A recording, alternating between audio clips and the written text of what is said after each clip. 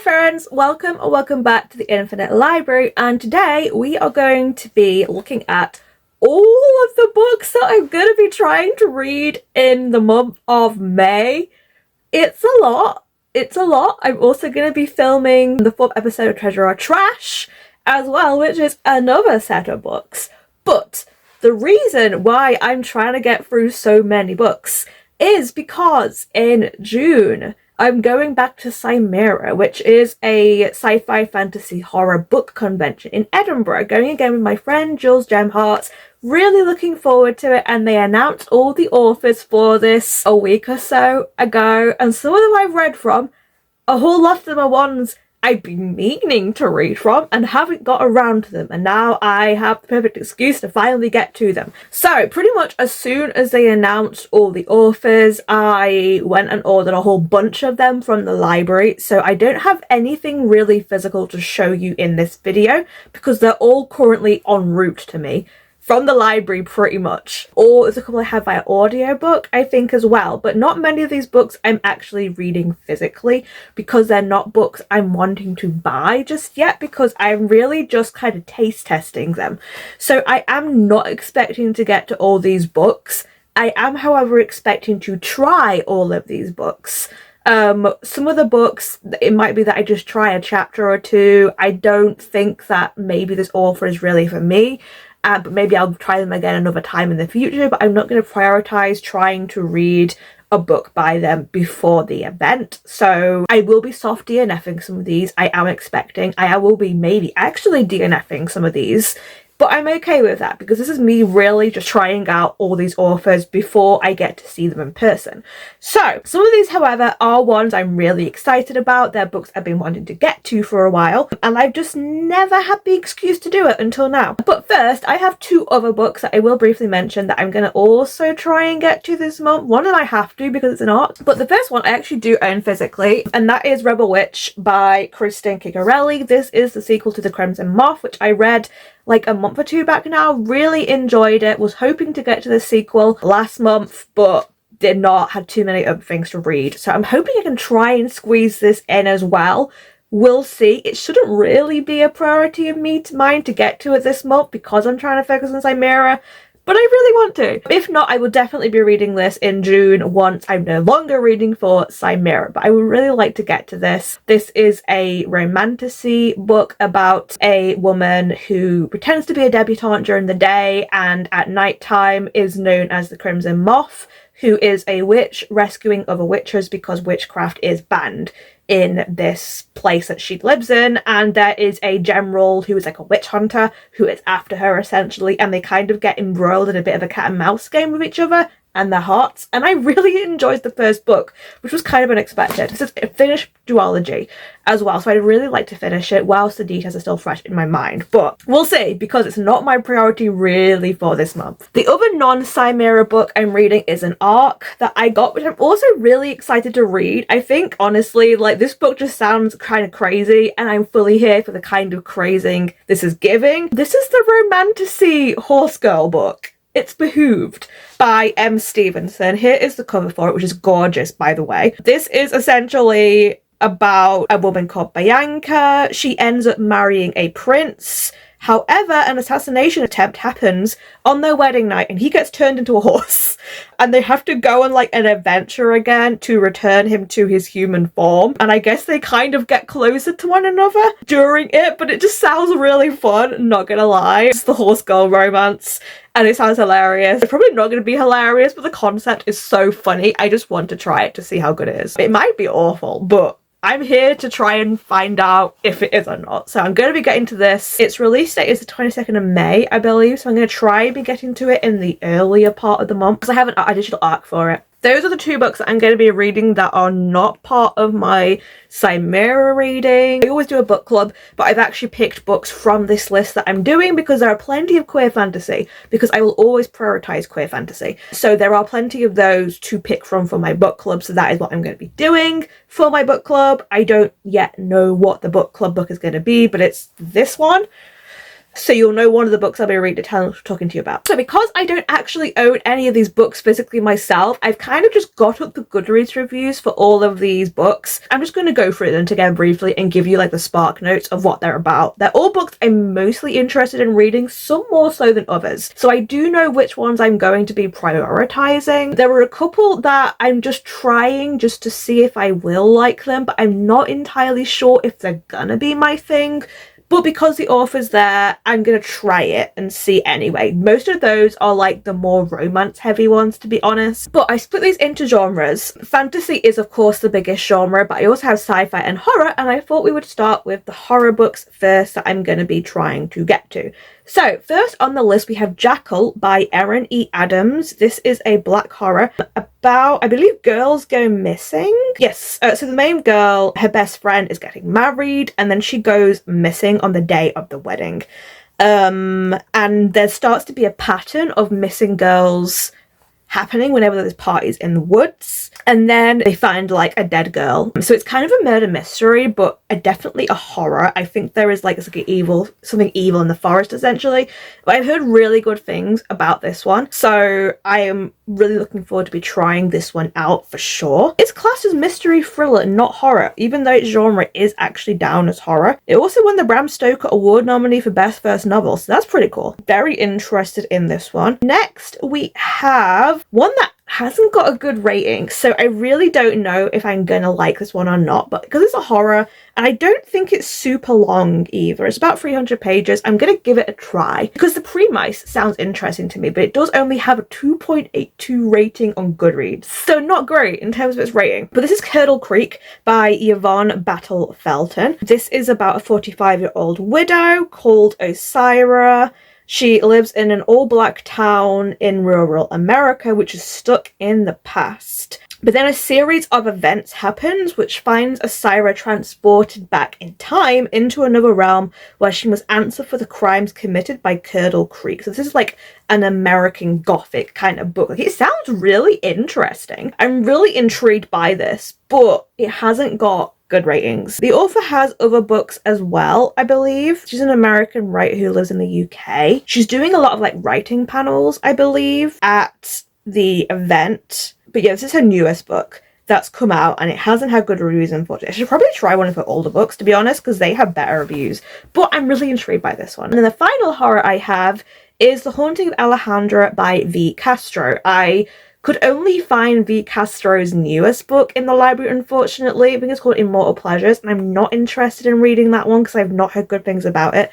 But this one's really interesting to me. This is an adult horror set in Mexico, where a woman is haunted by La Llorona, who is a folk demon in Mexican mythology. It sounds really interesting. I love the cover. But yeah, really intrigued by this. It sounds like it's going to be one of those like heritage horror stories, which I think is really interesting. I think, to be honest, like this is probably the one I'm gonna like the most of the three books, but all three of them sound really interesting, so I do want to try all three of them. Right, moving on to the biggest category, which is fantasy. Most of these books in here are ones that I don't know if I'm gonna like. There are one or two authors that I've been wanting to try for a long time, but there's an awful lot here that are ones that I don't know if I'm gonna like. First, we have Dragonfall by L.R. Lamb. I actually meant to read this book last year and didn't get to it. I even took it out from the library. I think the author may have been at Cymera last year as well, and that's why I was trying to read it, but I didn't get to it. This is a queer fantasy dragon romance. It is about a thief called Arcady who steals a powerful artifact. There is a spell, apparently, which has something to do with the last male dragon who disguises themselves as a human. I'm intrigued by it. The author's got a new book that's just come out, but again, it's one that doesn't have a very good rating on Goodreads. It's sat at a 3.4. But I am intrigued enough to see if I like it. I would like to read more dragon books, and this one does intrigue me, even if it's not got good ratings. Next, we have a very new release, another romantasy, and that is Wooing the Witch Queen by Stephanie Burgess. Just kind of love the premise of this one, and their title is great. It is about a queen who is a wicked sorceress who everyone is afraid of. A mysterious dark wizard arrives at her castle, so she hires him to be her librarian. He's sweet and a little nerdy, and his requests seem a little strange, but he's getting the job done. one. And I guess they have a bit of a romance, and it turns out the wizard is actually not who he says he is, and he's actually someone who I think is trying to, like, I don't know, take her down or something. But it sounds really fun, so I don't know if I'm gonna like it, but I really want to like this one because it sounds, like, again, really interesting. I love this whole thing of, like, the villain as the main character, because I've not found one I've actually enjoyed yet outside of manga and light novel for that, but I want to like this one. One that I don't know if I'm gonna like, but I could.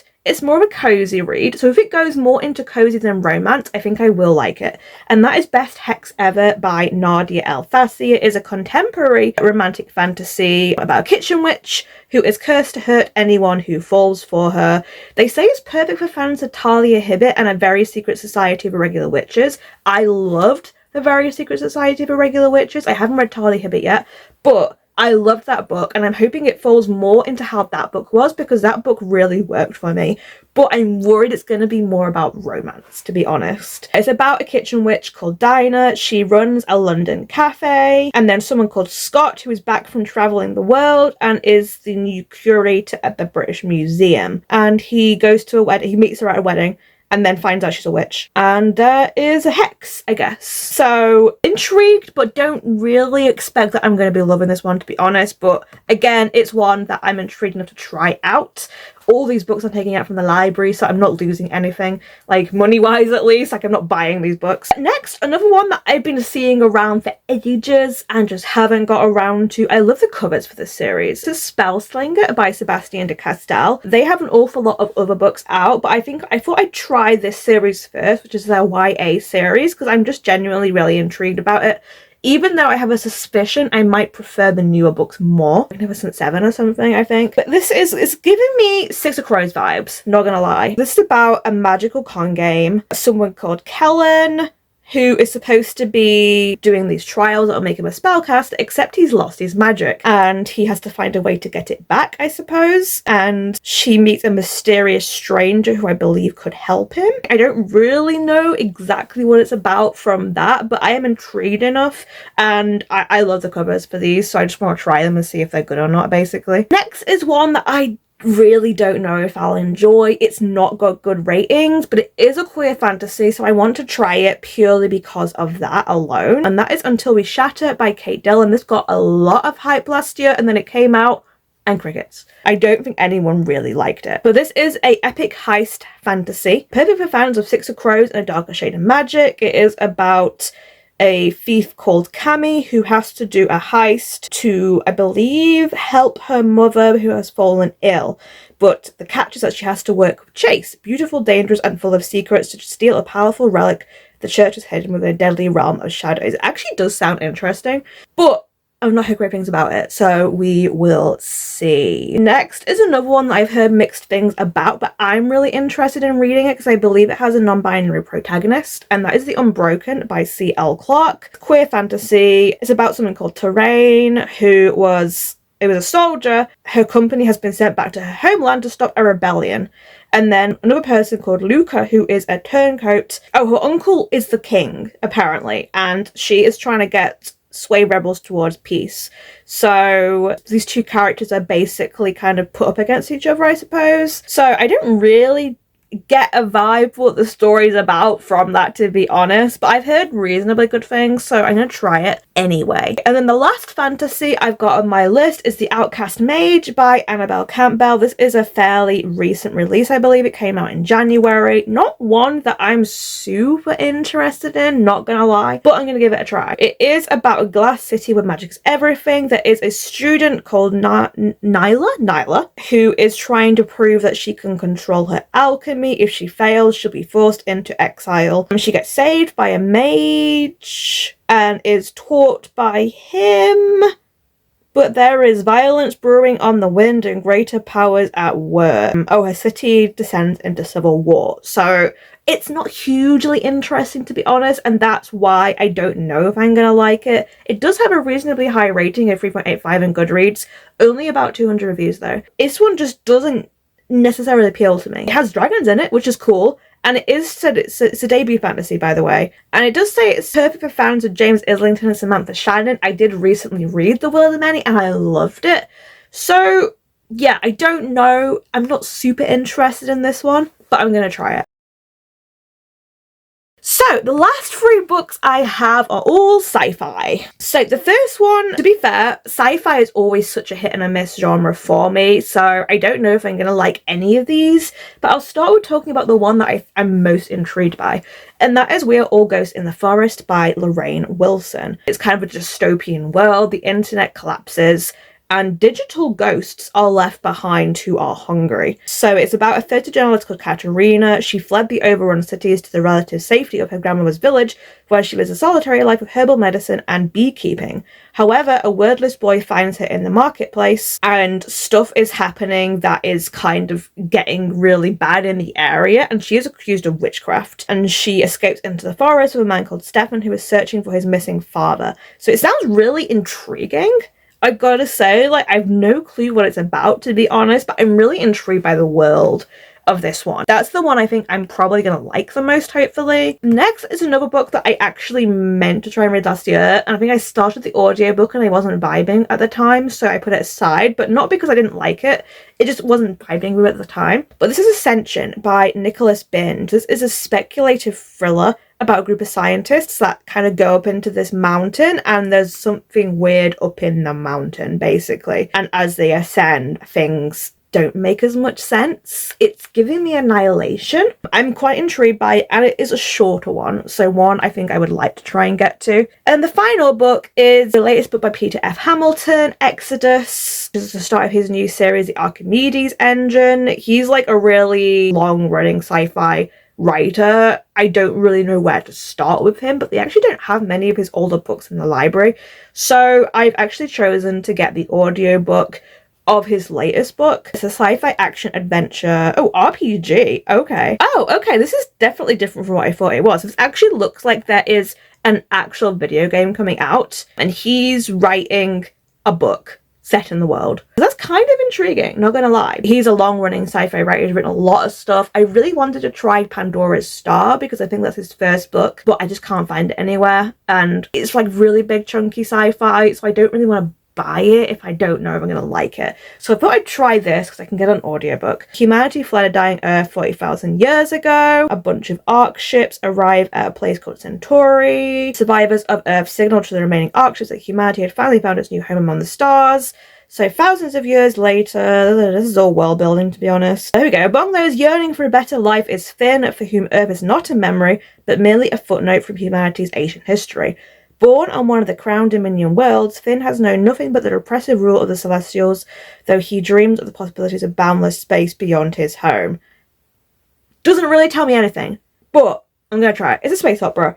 It's the kind of book that I don't really think I'm gonna enjoy that much. If I click with the characters, then maybe, but I don't know, but I'm gonna try it. So those are all the books that I'm gonna be trying to read in the month of May. Cymera itself is not until the first weekend of June, so I will technically have the first week of June as well to be doing this. I may even start some before May if I can, just to try and get a head start. Basically all of these are coming in from the library at various times, I imagine, so it'll be a case of I'll read whatever I can with what arrives in time before the event. So yeah, let me know if you think any of those books in particular are ones that I should prioritize. Are there ones you think I might like over others? Let me know, because I could honestly use the help.